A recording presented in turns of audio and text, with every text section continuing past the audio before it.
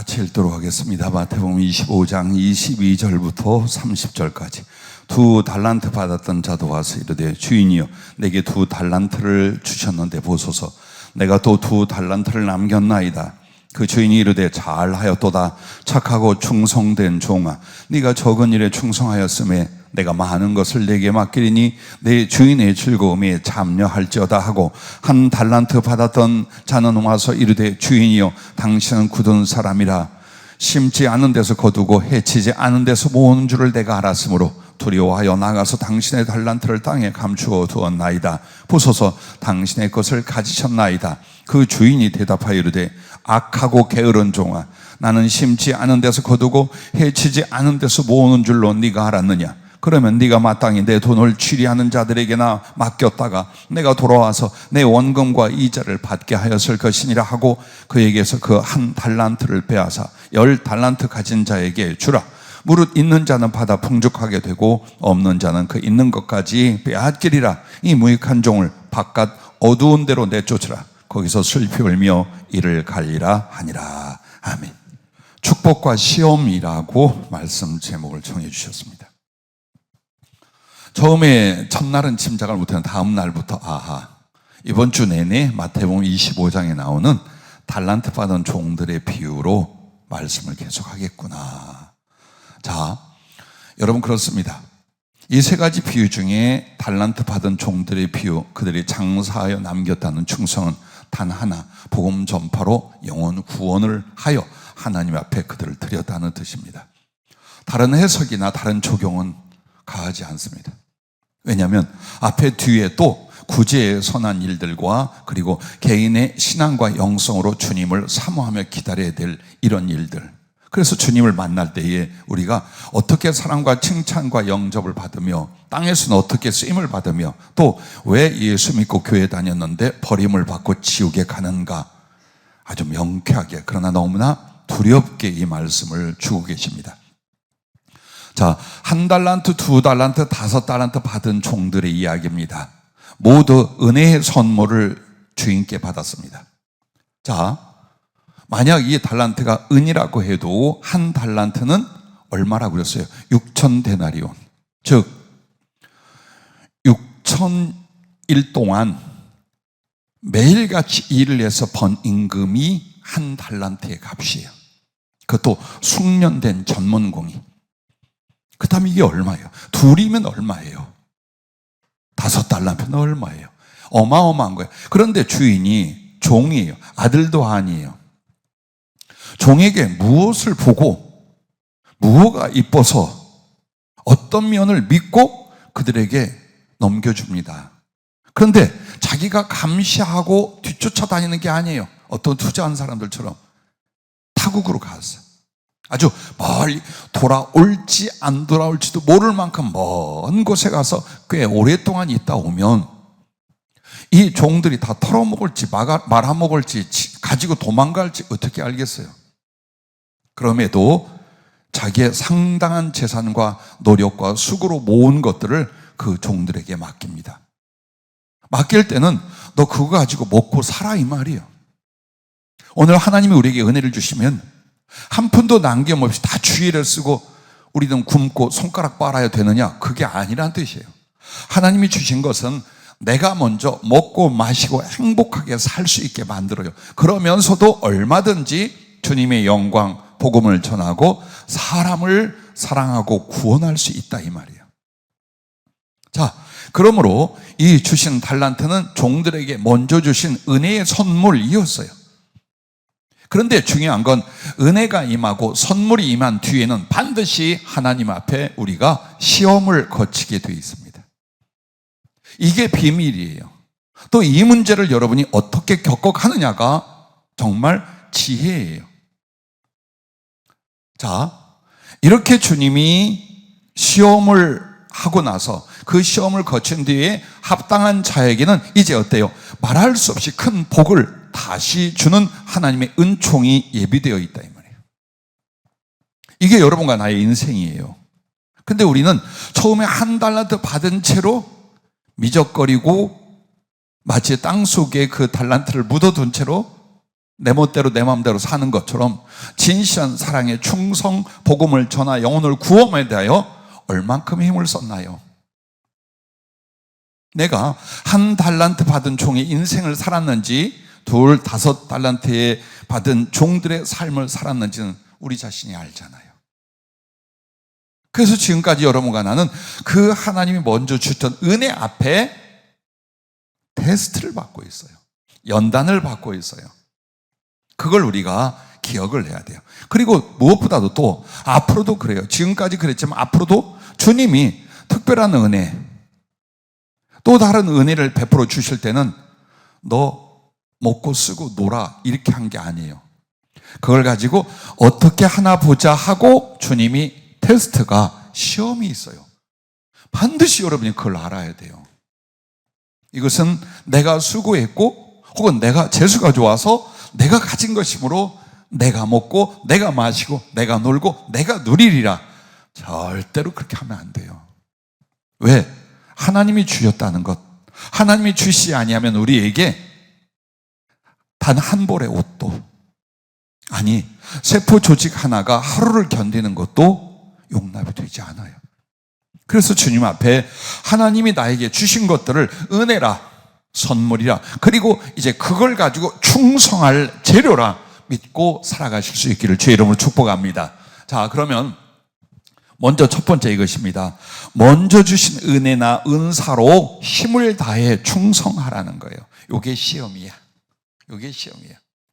그래서 22절, 23절에 보면 앞에 5달란트 받은 종이 충성하여 남겨 주인 앞에 보고하고 칭찬을 받은 것과 똑같이 2달란트 받은 종이 그리했습니다. 왜 그들은 놀고 싶지 않았겠어요? 왜 그들은 자기의 삶이나 또 다른 생각들을 먹지 않았겠어요? 그러나 주인을 알아요. 그 주인이 어떤 분인지. 그래서 사랑했어요. 그리고 그 주인 앞에 책임을 다한 결과를 이제 결산을 할 거예요. 그래서 나를 믿고 맡겨주신 이 거룩하고 큰 은총들을 가지고 그분의 이름과 영광을 위하여 수고하고 애써서 그분을 만날 때 이 사랑을 더 함께 나누게 애를 쓴 사람들이에요. 충성은 여기에서 나옵니다. 그러면 한번 보세요. 하나님이 나에게 먼저 주신 달란트가 무언가를 한번 보세요. 우리에게 먼저 주신 게 뭡니까? 첫째, 부류는 이런 것들을 생각할 수 있어요. 믿음과 말씀과 성령을 주셨어요. 자, 내 인생에서 내가 어떻게 예수 믿을 사람이 될 수 있었던가? 여러분은 지당하다고 여길지 모르요. 나는 죽었다 깨도 예수님을 믿고 더더군다나 목사가 된다는 건 있을 수 없는 일이었어요.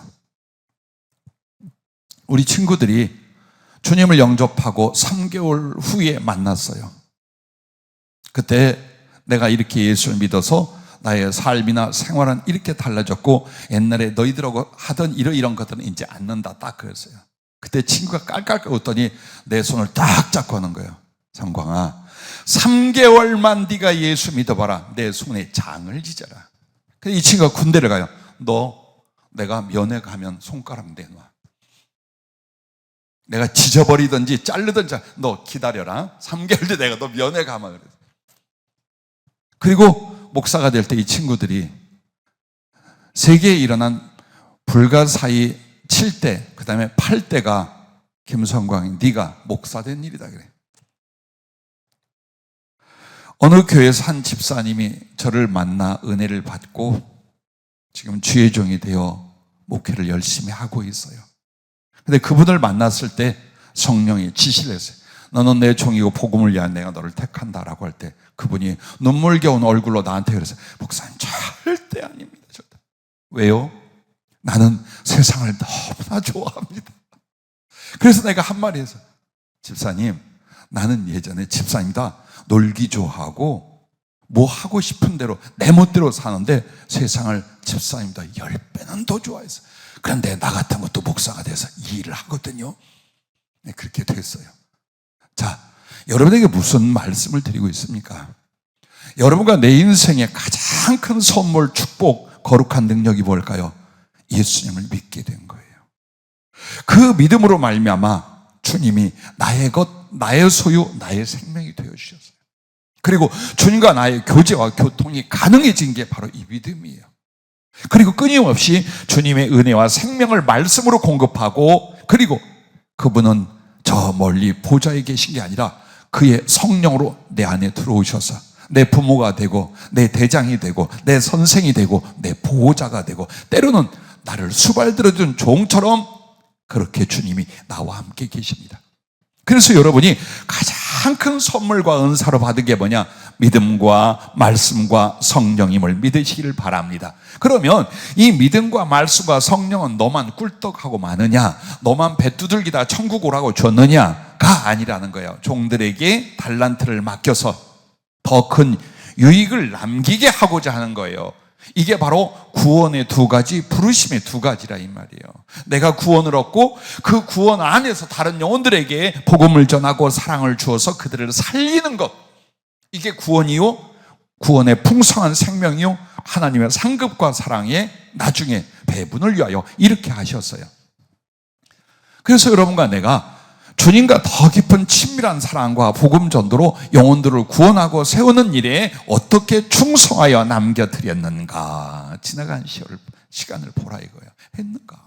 주님하고는 개인적으로 얼마나 사랑하고 친밀한 교제와 그 교통이 이루어지고 있고, 또 나의 생활 속에서는 열심히 복음을 전하며 영혼들을 주님께로, 교회로 인도하기도 하고, 내가 직접 그들에게 나누고 가르치기도 하고, 이렇게 해서 나를 통하여 영혼들이 구원을 받은 일들이, 또 그들이 하나님의 말씀을 받은 일들이 얼마나 되는가, 요걸 남기라고 한 거예요. 주님이 이거 남겨라, 이거 남겨라 하고 여러분에게 믿음과 함께 말씀과 성령을 주셨다 이 말입니다. 자, 또 한 가지 예를 들어볼까요? 내 병든 몸을 주님이 고쳐주셨어요. 그래서 사소하달 병들도 다 주님이 고쳤어요. 여러분 잘 알죠? 코로나로 죽는 율보다 독감으로 죽는 사람이 더 많아요. 여러분과 내가 차 사고로 죽었거나 병들어 죽었거나 어떤 일로 인하여 생명이 끊어졌더라면 이미 1000번, 10,000번 끊어졌을 사람이에요. 그리고 또 어떤 이들은 정말 이제 다 끝났다 하는 상황에서 그 몸을 고쳐 생명을 연장한 경우도 있고, 사람과 의학으로는 해결할 수 없는 것들을 하나님이 고쳐주신 경우도 있어요. 어떻게 하라고? 육신의 정욕을 위하여 살라고? 그 몸 가지고 한번 재밌게 행복하게 한번 네가 하고 싶은 대로 다시 살라고? 절대 아니겠지요. 그리고 또 정말 이룰 수 없는 가운데 주님이 물질이나 사업을 우리에게 또 주었어요. 그때 여러분은 어떻게 감사하여 그것으로 주의 일과 선한 섬김으로 충성하여 주께 남겨드렸는가를 보세요. 주님 이거 본다고 그랬잖아요. 이거 본다고요. 40년 넘게 사역하는데 제일 억울한 게 뭔 줄 압니까? 내 성도들이 병 속에서 고침을 받고 기적 같은 정말 생명을 얻었어요. 그리고 그들의 삶이 변화되고 그들에게 사업이나 물질이나 삶의 능력들이 나타나기 시작을 했어요. 그런데 이분들이 얼마 못 가서 다 흐지부지 되기 시작을 했어요.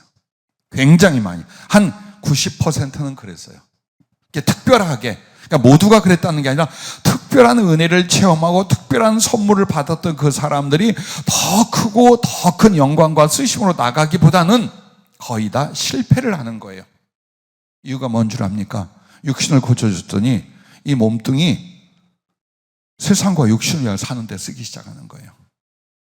복음을 전하고 살려준 주님을 자랑하고 증거하려니까 실제로 이런 몇몇 사람은요, 하는 말이 뭐냐? 내 인생은요, 살아나서 하는 말이 그러니까, 내 인생은 뭡니까 목사님이?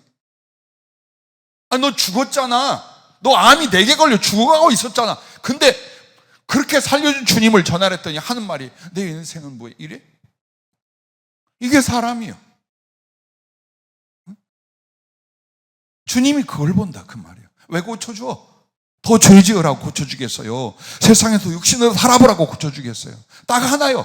주님 사랑을 위하여 복음을 전해. 얼마나 좋아요. 나도 별의별 많은 복음 전파의 내용 중에요, 나 병들었다가 고쳐진 거, 죽었다가 살아난 게요, 제일 남들에게 말하기가 좋아요. 내가 이렇게 해서 불구가 되고 좌절과 절망 속에 자살 시도를 했었다. 그리고 내 주변의 사람들이 이렇게 나를 위해 전도하다가 죽었다. 그래서 여차저차여 주님 살아계시가 하다가 만났다. 난 예수님을 직접 만났다. 그리고 고쳐주셨다. 이게 복음을 전할 이유와 내용으로 얼마나 기가 막힌 거예요. 1000번 만번을 하면 어때? 어디 가서 만나기만 하면 어때요? 전할 말이 한두 개가 아니에요. 자, 어느 집사님네가 배다른 형제들이 있었어요. 그러니까 두 번째 결혼한 사람의 자녀들이었어요. 그래서 모든 유산이나 재산이 이쪽 큰 집 쪽으로 가 있었어요. 그리고 아버지는 돌아가셨어요. 그래서 자수성가하며 스스로의 삶으로 노력하고 사는 것밖에 없었어요. 근근히들. 그러던 어느 날 제가 중국에 선교 집회를 갔다가 기도하는데 주님이 그들에게 재산을, 물질을 주시겠다 그러시더라고요. 그래서 전화 통화하면서 집사님네 준비하십시오. 어떤 일이 있을 건데 아마 그게 재산이 될 거고 물질이 될 겁니다. 그 전해줬어요. 그리고서 집회 끝나고 돌아와서 며칠 뒤에 찾아왔어요. 뭐라고 하느냐? 전혀 알지도 들어본 적도 없는 곳에 땅이 있는데 아버지가 그 땅을 저쪽 자식들에게 돌린 게 아니라 상당히 많은 지분이 자기들에게 돌아올 수 있는 이러이러한 것이 있는 걸 이제 발견했습니다. 그래가지고 땅을 굉장히 많이 돌려받았어요. 그래 거기에 기도원을 짓느냐, 우리 교회를 짓느냐, 어떤 선한 일을 하겠다 그랬어요. 근데 조금 있다 시험이 왔어요. 다 끝났어요. 또 어떤 분에게는 일어날 수도 없는 상황, 집을 팔았어요. 사업을 하고 이곳저곳 이 나라 저 나라에 공장이나 회사를 세우던 분이 점점 밀리다가 나중에는 집 하나 있는 걸 팔고 새 집으로 옮겨갔어요. 좋은 차도 팔고 겨우 끌고 갈 차를 가지고 왔어요. 그리고 나를 찾아왔어요. 주님이 그에게 그 큰 교회 선교부장이래. 네가 선교를 위해서 다시 한번 산다면 내가 너에게 반전을, 기회를 주겠다. 그리고 얼마 뒤에 그에게 그때 당시 한 5, 60억의 재물이 돌아올 수 있도록 사건을 주님 만들어줬어요. 그런데 선교를 위해서 살거나 선교를 위해서 드리지 않아요. 사업을 위하여 재투자하고 주님 앞에서 서원한 것도 11조도 안 드렸어요. 정확하게 3개월 뒤에 그 돈 중국에서 싹 날렸어요. 자, 한번 보세요. 수없이 많아요. 수없이 많아요. 제가 만난 얼마나 많은 사람, 우리 교회와 교회 밖에서 주님이 영적으로 양육 인도 시켰던 얼마나 많은 사람들이 계세요. 또 어때요? 성령을 받고 정말 너무나 소중한 은혜들을 받아요. 심지어는 2000년 전 갈릴리 바닷가에 가서 예수님을 만나고 돌아온 경우도 있고 천국과 지옥을 다녀온 경우도 있고요. 어마어마한 능력이 나타나기도 해요. 그런데 이렇게 물질이든지 성령의 능력이든지 어떤 은혜든지 이것이 주님께 충성하여 남기라는 주님의 요청과 테스트를 생각을 안 하는 거예요, 사람들이. 그래서 암을 고치고 했던 사람 중에 다시 죽은 경우가 몇 사람 있어요. 너무나 아깝고 억울하게 그렇게 기적 같은 일로 생활을 했는데 역시 말씀을 안 들어. 그리고 복음을 위하여 자기를 헌신하지 않아 곧바로 얼마 안 지나서 그 생명이 끊어진 사람들이 굉장히 있어요. 이처럼 여러분과 나는 그냥 시간이 지나가고 애쓰고 고생한 이 삶을 유지하고 있는 게 아니에요. 하나님이 먼저 주신 은혜, 그 달란트를 가지고 복음을 전하고 선한 일을 하여 하나님께 충성의 남김을 할 수 있는 사람인가 아닌가, 이걸 보고 계시다는 거예요. 그래서 즉 하나님이 주신 사랑으로 주님과 이웃을 위해 어떻게 사랑을 행했는가예요. 그리고 그 열매가 무엇인가를 주님은 보시는 거예요. 그 열매가 바로 구원받은 영혼들이며 그들이 어떻게 도움을 받아 하나님의 사람들로 세워졌는가. 누굴 통해? 나를 통해. 이 일이었어요.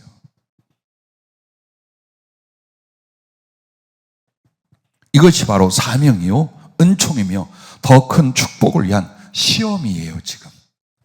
자, 그러면 이렇게 먼저 주신 은혜로 힘을 다해 충성을 했는데 이 충성의 과정에서 주님 뭘 하느냐? 중심을 드러나게 하시는 하나님이셔요. 24절부터 27절 보면 한 달란트 받은 종, 그 중심이 2, 5달란트 받은 종들과 겉으로 보기에는요 표시가 안 났어요. 그러니까 맡겼지. 이거 못된 놈, 나쁜 놈, 꿀꺽할 놈이다 하면 주인이 맡겼겠어요? 그게 아니라 평소에 능력은 부족하지만 주인을 믿고 사랑하고 순종하는 듯 했어요. 그래서 근데 능력은 좀 작으니까 너는 1달란트, 넌 2. 야, 넌 5 가져도 이거 말아먹지 않겠구나. 그래서 나눠줬어요. 그리고 났더니 그걸 맡기시고 그 은혜를 준 뒤에 이 충성의 과정을 통해 3명의 종은 뭐가 나와요? 그들의 중심이 딱 드러나게 되는 거예요. 지금도 하나님은 그렇게 하셔요. 여러분과 나에게 있는 기질, 성향, 성품, 의지, 하나님을 향한 우리의 믿음, 사랑, 혹은 순종, 충성, 이런 것들이 물밑에 잠겨 있는 것 같아요. 때로는 하나님 내게 주시기만 하면 나는 목숨도 바칠 수 있습니다 라는 말과 소원을 할 수도 있어요. 근데 진짜가 나타나게 만드는 게 뭐냐? 맡겨주시고 어떻게 사는가를 보는 거예요. 한번 줘보고 그 다음에 그 사람이 그걸 가지고 어떻게 하느냐가 그의 중심이에요. 이걸 하나님이 여러분과 나에게 보고 계시다 그 말이에요. 그래서 이 곧 충성이라는 일 앞에서 신자들은요 숨은 마음이 드러나요. 그냥 교회를 다니시라 예배를 참석하라면 다 똑같아. 다 똑같이 은혜스럽고 믿음 좋고 하나님께 넉넉히 구원받을 사람으로 보여요. 그러나 주어진 걸 가지고 네가 하나님 앞에 이런 충성을 해라 라고 했을 때는 어때요? 그 일 앞에 그 일을 진행하면서 자기의 속내 숨은 마음이 딱 드러나게 되는 겁니다. 1달란트 받은 종은 믿는 척하나 주인에 대한 신뢰가 없었고, 사랑하는 척 했으나 나중에 보세요, 주인을 미워해요. 충성된 척 했으나 자기의 이기심을 위하여 그걸 받아서 일을 하는 거예요. 이게 1달란트 받은 사람의 중심이었던 거예요. 그러나 2, 5달란트 받은 종은 주인에 대한 믿음과 소망과 사랑과 충성이 일관되었어요. 맡겨주니 선한 그들의 중심이 결실이 되어서 자기 주인께 남겨드릴 수가 있었어요. 바로 이 부분이에요. 이걸 성령이 환상으로 하나 이런 걸 보여주시는 거예요. 어떤 사람에게 알을 이렇게 숲을 속에서 둥지 비슷한 곳에 알이 한 10여 개가 쫙 있는데 알록달록하니 정말 먹음직하기도 하고 탐스러워 보였어요. 그래서 그 알을 가져다가 이게 달걀인지 독수리의 알인지 비둘기의 알인지 궁금하기도 하고 또 키워보고 싶었어요. 그래서 열심히 마치 어미 새가 그 알을 품듯이 온도를 맞춰주고 환경을 만들며 매일 돌봐줬어요. 그리고 얼만큼 지나가니까 부지지 깨면서 나왔어요. 닭도 나왔어요. 독수리도 나왔어요. 정말 비둘기도 나왔어요. 그런데 두엇은 뭐가 나오느냐? 뱀하고 전갈이 나왔어요. 이 환상이 무엇이라고 생각합니까? 이 설교를 주시면서 주님이 한 거예요. 봐라, 겉으로 보기에는 다 좋은, 그래서 아주 유익이 되어줄 새가 나올 줄 알아요. 그래서 거기에 모든 사랑과 정성을 쏟았어요. 그런데 그 과정 안에서 이제 뭐가 나온다고요? 중심이 드러나는데 하나님을 향한 선하고 충성된 중심도 드러나고 이기적이고 육신적인 중심도 드러나요. 뱀이나 전갈처럼요. 반드시 하나님은 우리로 하여금 어떤 일과 주신 은혜 앞에서 그 속 중심이 어떤가가 그냥 주님이 예언이나 지혜로 맞추려고 안 해요. 자기도 주님도 세상도 그걸 보게 만들어요. 보게 만듭니다. 증인이 되게 만들어요. 이 사람이 얼마나 충성된지, 이 사람이 얼마나 게으르고 악한지 딱 드러내서 하늘에서 땅에서 자신에게 모두에게서 그게 증거가 되게 하셔요. 하나님은 우물딱주물딱 하지 않아요. 명확하게 항상 뭡니까? 진짜와 진실과 증거로서 은혜 주시고 역사하시고 심판하시는 거예요. 자, 그러면 중심이 드러나게 한다 할 때 중심이라는 건 속마음, 그 사람이 정말 깊은 영혼의 상태, 속마음이라고 할 수 있어요. 그럼 중심에 무엇을 보시냐 이 말이에요. 사람의 중심이라는 건 각가지의 생각과 성품과 기질과 지혜와 별의별 게, 죄성과 별의별 게 다 있어요. 근데 하나님이 우리로 드러나서 보게 하시는 부분이 뭐냐? 사무엘상 16장 7절에 보면 여호와께서 사무엘에게 이르시되 그의 용모와 키를 보지 말라. 내가 이미 그를 버렸노라. 내가 보는 것은 사람과 같지 아니하니 사람은 외모를 보거니와 나 여호와는 중심을 보느니라 하시더라. 다윗을 선택할 때요. 사람은 외적 조건 본다 이거예요. 이 사람이 어떨 것 같다, 이 사람을 가까이 할까, 결혼을 할까 말까, 다 외적. 그러나 하나님은 그 중심을 본다 라고 해서, 그럼 중심의 어떤 부분이냐? 시편 51편 6절에 다윗이, 그 선택받은 다윗이 나중에 고백을 합니다. 보소서, 주께서는 중심이 진실함을 원하시오니 내게 지혜를 은밀히 가르치시리이다. 자, 하나님이 사람에게 드러나게 하는 그 중심이 어떤 거라고요? 진실. 진실인지 허위인지 위선인지 참인지, 이걸 하나님이 드러내게 하시는 거예요. 왜 그럴까요? 하나님은 왜 진실함을 그렇게 원하실까요? 여러분, 먼저 보세요. 이 진실함을 통해서 우리에게 믿음이나 사랑이나 충성을 주셨어요. 그러면 믿음의 진실이 뭐고, 사랑의 진실이 뭐고, 충성의 진실이 뭘까요? 그걸 종들에게서 보고자 했던 거예요. 딱 하나예요. 오직 행함에 있다라는 거예요. 믿음을 행하는 거예요. 사랑을 실천하는 거예요. 충성을 열심히 목숨을 바쳐 하는 거예요. 그래서 믿음이 있노라 하고 여러분이 믿음대로 안 살아. 그럼 이게 허위와 위선이에요. 자, 사랑한다라고 하면서 주님께 사랑의 수고와 희생이 없어. 그럼 이게 허위와 거짓이에요. 자, 내가 하나님을 위해 살겠다, 충성하겠다고 말합니다. 성실하지 않아, 최선을 다하지 않아. 그럼 이것이 거짓이고 위선이라 그 말이에요.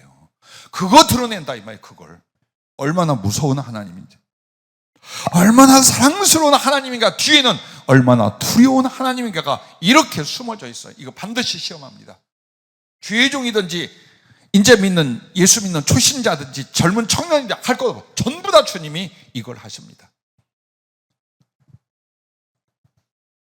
그래서 여러분과 내가 잘 아는 것처럼 사무엘상 2장 3절에 보면 여호와는 지식의 하나님이시라 행동을 달아보느니라 라고 말한 거야.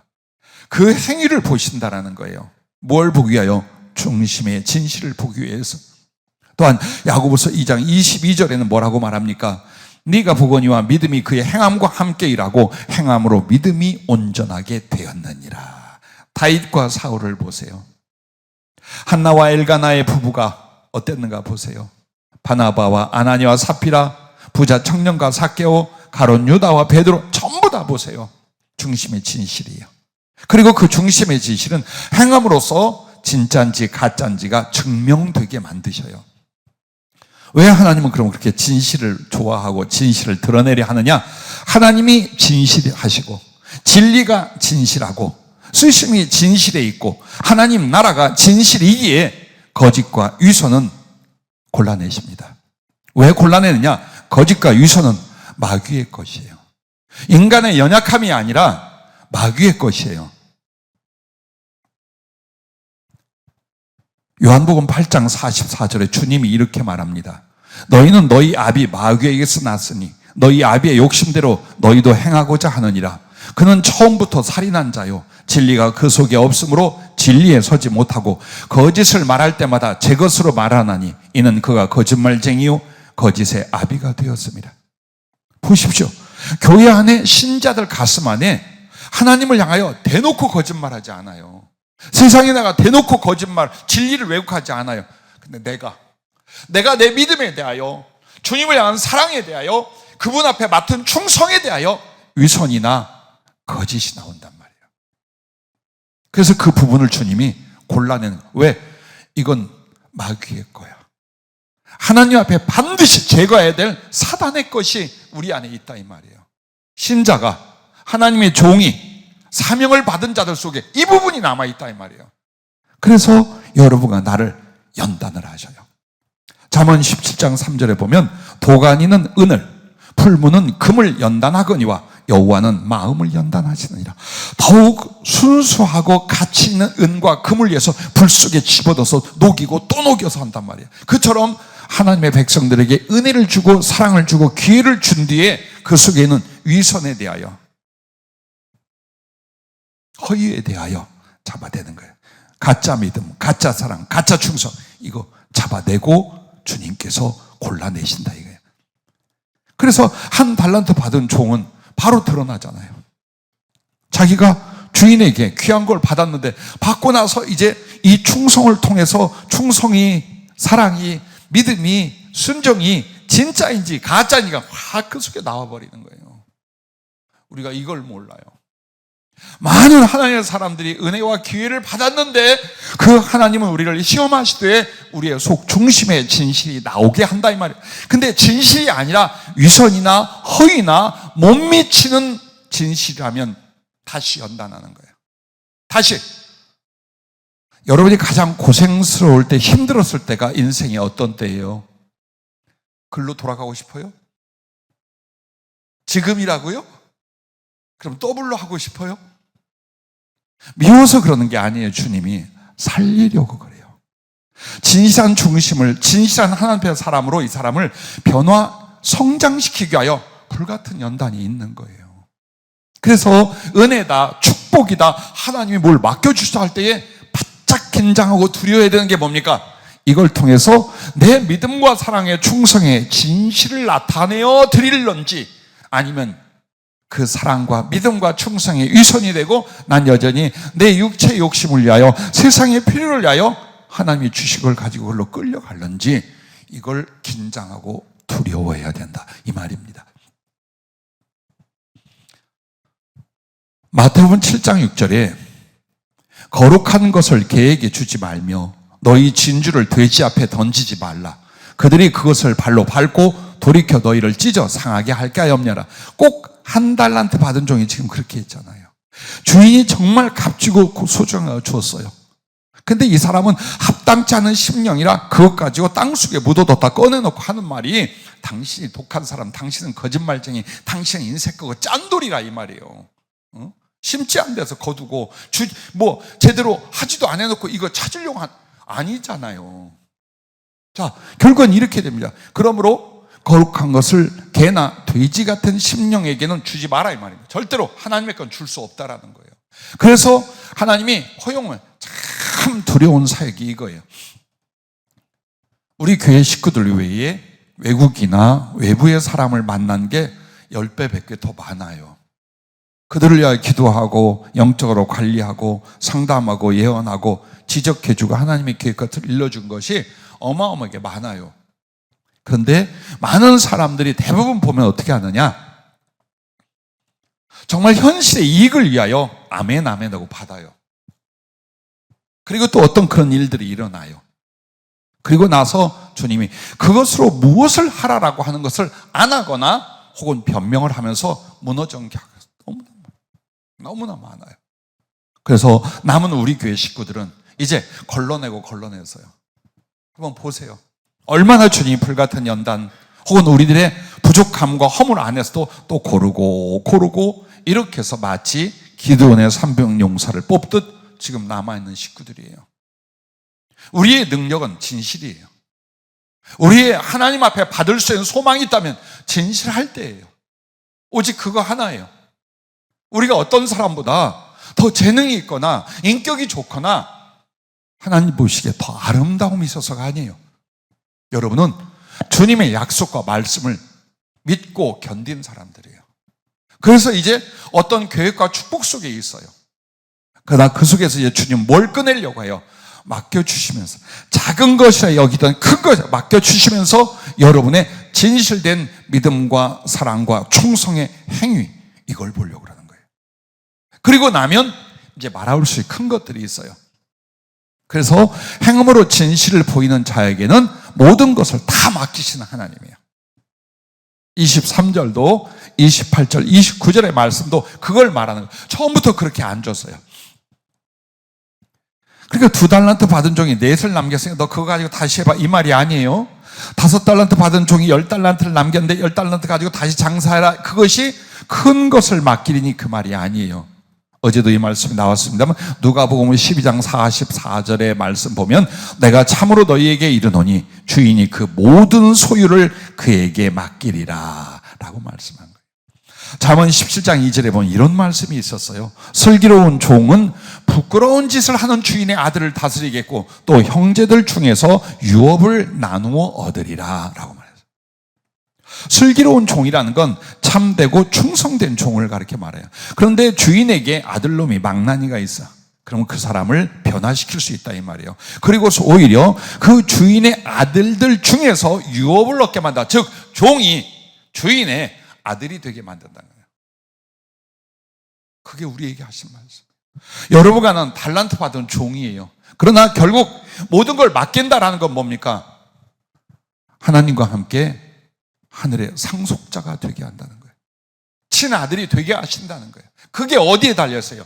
적은 일에 충성하여 중심의 진실을 주님께 보일 수 있다면 얼마든지 하시겠다는 거예요.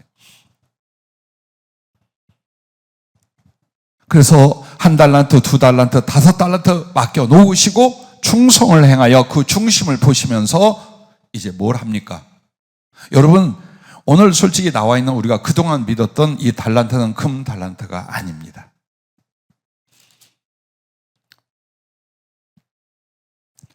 각각 그 쟁내도 한 사람에는 금 5달란트를, 한 사람에는 2달란트, 금이라고 나왔잖아요. 성경 원어에는 금이란 말이 없어요. 다 금이길 바래요. 그래서 그러면 어디서 이 금이 아니고 은이란 말인가? 그 말씀이요, 어디에서 나오냐면 마태복음 25장 27절에 보면 그러면 네가 마땅히 내 돈을 취리한 자들에게 맡겼다가 내가 돌아와서 내 원금과 이자를 받게 하였을 것이니라 하고 할 때 내 돈이 무슨 말이냐면 원어로 은이에요. 은화, 은을 가르쳐 말하는 거예요. 그래서 이걸 원어로 조금만 깊게 봤으면 앞에다가 금 달란트라고 쓰질 않았을 거예요. 그래서 여러분에게 은 달란트도 6,000데나리온, 6,000일 동안 숙련된 노동자가 받은 임금이라 그렇게 큰 돈이었다는 거예요. 자, 제가 여러분에게 뭘 말씀드리려 하냐면 왜 그러면 이 사람이 금 달란트가 없어서 종들에게 은 달란트를 맡겼을까입니다. 아니요. 먼저 줘봤어. 그런데 2, 5달란트, 은 달란트를 받은 이들이 정말 진실하게 충성하게 남겼어요. 그들에게 뭘 줄 것 같아요? 자기에게 가장 귀한 재산, 자기가 가장 소중히 여기는 금 달란트를 맡기는 거랍니다. 이 이야기는 이렇게 전개되는 거래요. 그래서 처음부터 금 달란트가 아니라 은 달란트를 주었어. 그리고 나서 이제 그들에게 큰 것을 맡긴다는 건 은 달란트를 합쳐서 주는 게 아니에요. 은 달란트와 비교되지 않는, 최소한 은 달란트에 15, 16, 20배의 가치가 있어요. 금 달란트는. 그걸 그들에게 다 내어주어서 정말 자기의 금고, 자기의 보화 창고에 아무것도 남김없이 그 충성된 종들에게 다 맡겨서 마음껏 누리고 마음껏 일하게끔 만들려고 하는 것, 이것이 바로 이 비유의 중심 마지막 부분이었답니다. 우리에게도 마찬가지예요. 우리 인생이 어떻게 될까? 나의 노후가 어떻게 될까? 어떻게 되긴, 지금 여러분이 진실한 충성을 한다면 금 달란트를 맡길 것이요, 주님의 모든 소유를 맡길 것이요, 더 아름답고 멋지게 여러분을 부유하고 풍성하고 충만하게 하여 들어쓰실 거예요. 그게 주님의 계획이에요. 많은 사람들에게 왜 예언기도가 나가도록 제가 성령을 의지하여 기도해 준 줄 압니까? 너에게 주님의 계획이 어떤 게 있는를 봐라, 이 말이에요. 괜히 안수해 주면서 성령이 주님 버전으로 말하는 게 아니에요. 여러분에게 주님의 계획이, 주님이 예비하시기에 뭐가 있는가를 주로 말씀을 해요. 그런데 그거는 그냥 오지 않아. 뭘 해라? 지금 받은 걸 가지고 충성된 진실의 행위를 하나님께 보여봐라. 그리하면 성령이면 성령, 물질이면 물질을, 세계의 성교면 세계의 성교, 여러분에게 말하는 그것들을 주님이 맡기시기 위해서 그런, 그래서 그렇다는 거예요. 제게는 얼마나 많은 말씀을 할 것 같아요. 얼마나 많은 사랑의 고백과 함께 책망과 지적과 경고를 하실 것 같아요. 예, 합니다. 여러분에게 나간 모든 말씀은 1차의 책임이나 1차의 주님의 협박이 나에 대한 것이에요. 솔직히. 그런데 어젯밤에는 두 손을 놓고 기도하다가 주님 손 잡고 그런 거, 주님, 나는 주님 말씀을 받는 거고 깨닫는 게 너무 기쁘고 행복해요.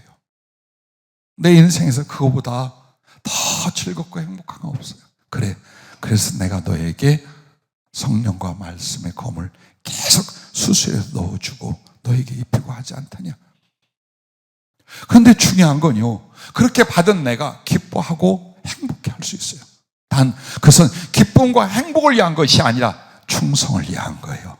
1차는 여러분에게 부지런히 전해야 되고 여러분에게 주님을 향한 거룩한 변화와 성장을 일으키게 만들어야 돼요. 그리고 이게 전 세계에 바로 예수님의 이 마음, 예수님의 이 구원, 예수님의 이 거룩한 사랑과 약속들을 목숨 걸고 피를 토해서라도 전해야 돼요. 모든 방법을 다 전해야 돼요. 이게 제 충성이에요. 만약 내가 그렇지 않고 아이고 허리야, 몸이 예전 같지 않아, 누가 내가 전한다고 듣나 이러고 이제 서서히 하면 나는 한 달란트 받은 종이 돼요. 이 말씀들을 왜 심각하게 계속 주셨냐? 지금 우리 교회에게는 두 번째 달란트를 맡기시고 계심을 알래요. 그리고 이미 한 번은 충성을 이루어 남겨드리지 못했다고 여러분이 깨달으래요. 즉 지나간 시간 동안 얼마나 말씀이나 성령이나 또 여러분을 고치거나 변화시키는 은혜들이 있었습니까? 그게 첫 번째 주신 달란트였어요. 근데 그 뒤에 우리가 영혼을 구원하기 위하여 복음을 전파하는 일을 위하여 얼마나 수고하고 남겼느냐, 여기에 대해서는 실패라고 생각하래요. 실패라고. 그런데 주님이 감사하게도 바로 한 달란트 받은 종이라 하지 않아요. 여러분을, 나를 고치시면서 이제 마치 두 번째 기회로 또 달란트를 맡기고 계시답니다. 그러므로 지금 여러분과 내가 기도하며 복음을 전하는 것, 바로 이 부분이래요. 어떻게 기도할 것이며 어떻게 복음을 전하는 교회와 개인들이 될 것이냐, 이게 이제 주님이 주신 것을 가지고 충성이나 진실을 나타내어 큰 것을 맡는 바로 이 과정이랍니다. 그래서 영혼 구원의 모든 관심과 수고를 다해야 할 때입니다. 지금이 주님께서 나의 중심을 드러내고 어떤 것을 어떻게 맡기실지를 결정한 때이기 때문이라는 걸 여러분이 명심하래요. 그냥 설교로 듣지 말래요. 지금 그때 와 있답니다. 그래서 여러분과 내가 바나바를 보십시오. 그는 평신도였어요. 나이도 많은 분이었어요. 그가 예수님을 알게 돼요. 그리고 초대교회 예루살렘 교회에 출석하게 돼요. 그런데 그가 그에게 주신 너무나 많은 은총과 사랑을 인하여 그는 어떤 사람이에요? 발벗고 나서서 위로하고 권면했어요. 성령의 지혜와 말씀이면 그걸 또 같이 전하고 다른 영혼들에게 힘을 줬어요. 나아가서 누구든지 만나면 전도를 하고 복음을 전했어요. 그리고 결정적으로 자기에게 얼마만큼의 조상이 물려준 지금의 사이프러스 그쪽 지역에 땅이 많았어요. 그걸 전부 다 팔아서 가난한 자들에게 구제를 했어요. 그래서 그가 위로하고 권면하고 구제하고 전도하는 등을 그 작은 일에 충성을 하고 있었어요. 그에겐 점점 이제 주님이 큰 걸 맡겨요. 성령의 충만을, 거룩한 권능과 능력과 지혜가 임했어요. 그리고 그의 말씀은 영혼들을 휘어잡고 뒤집어 엎는 강력한 성령의 검으로 주어졌어요. 그리고 바나바가 무슨 사역을 한 줄 압니까? 복음을 전하면서 많은 영혼을 회개시켜 예수 믿게 했어요. 그리고 그에게는 항상 엄청나게 많은 물질들이 따랐어요. 그래서 항상 예를 들어 바울을 데리고 마가를 데리고 구제를 하러 돌아갑니다. 자, 주님의 종이니까 자기 손으로 돈을 벌게는 아니하셔요. 그러나 그의 사역에 물질의 권세를 주고 그가 사랑하고 돕는 성도들 가운데 물질적인 권세가 임하게 만드는 거예요. 그렇게 하는 거예요. 그럼 우리 성도들은 어떨까요? 여러분의 작은 기업, 산업, 수고에 대하여 주님이 어떻게 해요? 물질을 맡기고 그리고 영적으로는 성령과 말씀을 더해주고 일이 일어난다 이 말이에요. 이걸 주님이 계획하고 있는 거예요. 그래서 우리 교회에 제일 주님이 원하는 인물은 바나바랍니다. 여러분 가슴속에 바나바의 충성, 바나바의 축복, 바나바의 쓰심에 대하여 마음에 두래요. 복음을 전하면서 구제하고 영혼들을 위로할 수 있는 바로 이 일은 작은 일에 충성하여, 사실 바나바는 어떤 사람이 된 줄 압니까? 성령과 말씀과 함께 큰 물질로 주의 일을 나는 13번째 사도가 됩니다. 11명의 사도, 가룟 유다는 뺐어요. 마띠아가 12번째 됐지요? 그 다음에 사도란 이름이 누군 줄 알아요? 바나바예요. 영감님, 평신도였던 이 사람이에요. 근데 그가 뿌렸던 만큼 그 권능과 함께 뭐가 따라요? 물질 사역이 따라와요. 이게 하나님은 이렇게 다 내어주고 아무것도 없는 것 같은데 생기게 만들어. 그래서 여러분과 나의 앞으로의 소망이 뭡니까? 내가 지금까지 산 걸로 뭘 가지고 있느냐가 아니에요. 지금 여러분이 지혜나 물질이나 건강이나 뭐 능력을 얼마큼 내가 지금 모았느냐, 이게 하나님의 쓰심이 아니에요. 그가 부어주실 거예요. 그가 부어주실 거예요. 뭘 하면 작은 일에 충성하여 진실을 보일 수 있다면요, 주님 안에 진심을 보일 수 있다면 주님 얼마든지 우리를 들어 쓸 수 있다라는 거예요. 어제 경험한 이야기를 해드리고 말씀을 마치겠습니다.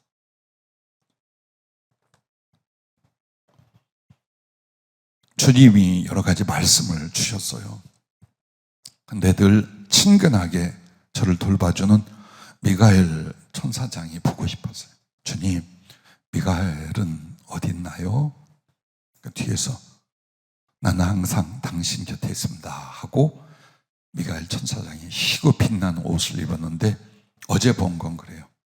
그 금빛 나는 머리였어요. 긴 금빛 나는 머리인데 손을 이렇게 환상 중에 마주 딱 나랑 잡고 반가워하더니요, 고개를 이렇게 숙이는 거예요.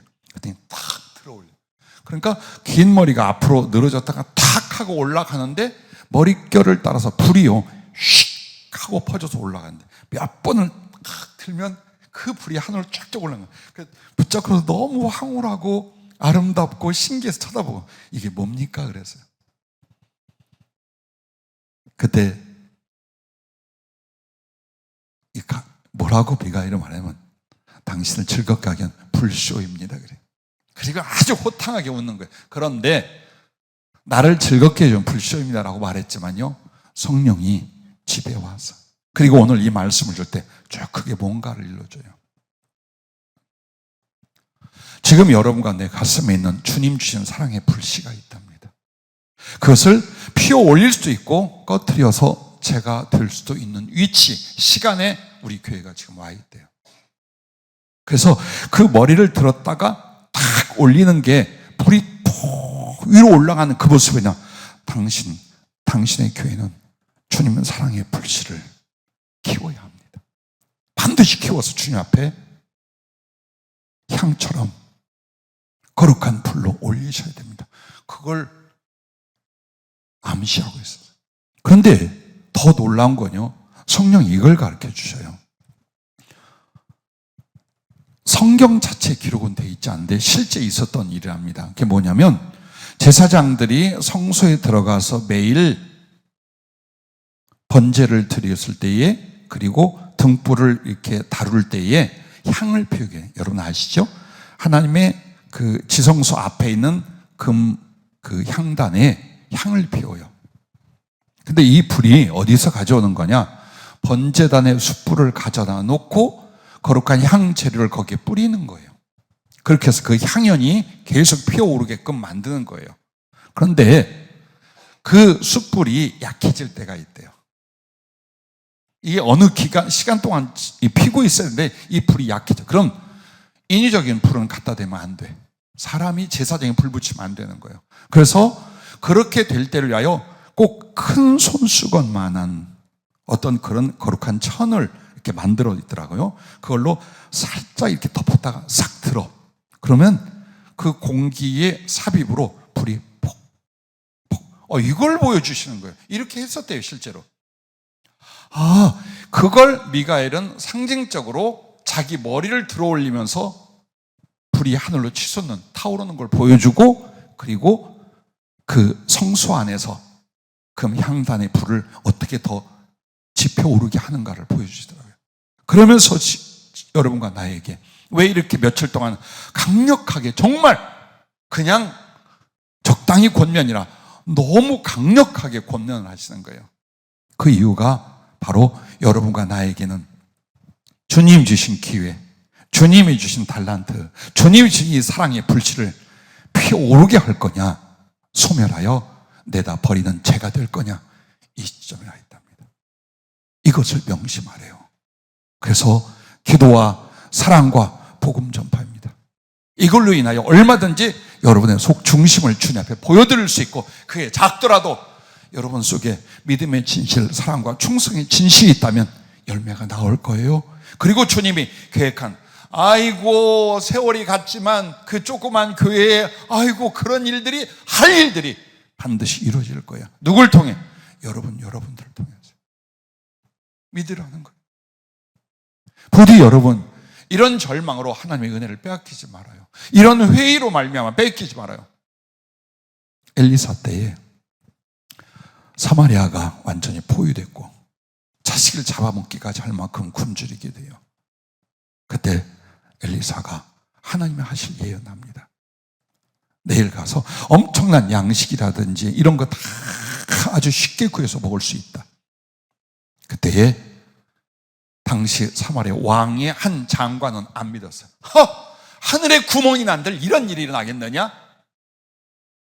그때 엘리사가 말했어요. 그래, 그렇게 하나님이 하는 걸 다들 보고 그것을 취하겠지만 너는 눈으로 보고 죽으리라 그랬어요. 그리고 정말 문둥병 환자들 통해서 하나님이 역사를 일으켜서 그 아람 군대에 왔던 다 도망갔어요. 그들의 군량미와 모든 것들을 가서 취하러 나가게 될 때에 이 사람은 쳐다보다가 밟혀서 죽어요. 이게 무슨 교훈인가요? 주님이 계속 성령으로 말하고 주의 종을 통해 예언을 하고 약속을 하는데 마음속에서 아이고 그런 일이 일어날까? 그게 우리 때에 될까? 지금까지도 안 됐는데 라고 한다면 그렇게 밟혀 죽은 장관의 꼴이 되는 거예요. 우리는 환경이나 사람이나 물질이나 처지를 믿지 않습니다. 주님이 뭐라고 하시는가 합니다. 그가 성경을 통하여, 때론 성령님을 통하여 뭐라고 하시는가, 이게 우리의 믿음이며 우리의 변화이며 우리의 삶입니다. 부디 여러분, 그냥 안정된 생활을 영위하다가 하늘나라 가야지라고 하지 마십시오. 그건 위선입니다. 내 믿음과 사랑에 대한 고백에 대하여 그건 위선입니다. 주님이 주신 은혜에 대하여 그것은 위선입니다. 최선을 다해서 남기려고 하는, 그래서 오늘 기도와 사랑과 복음 전파 영혼구원, 그것에 대하여 최선만 다한다면 주님은 여러분과 나를 중심의 진실을 보시고 그 모든 예언과 약속들을 능히 여러분에게, 그리고 여러분의 자녀들에게, 우리의 후배들에게 맡겨주실 줄로 믿습니다. 기도하겠습니다.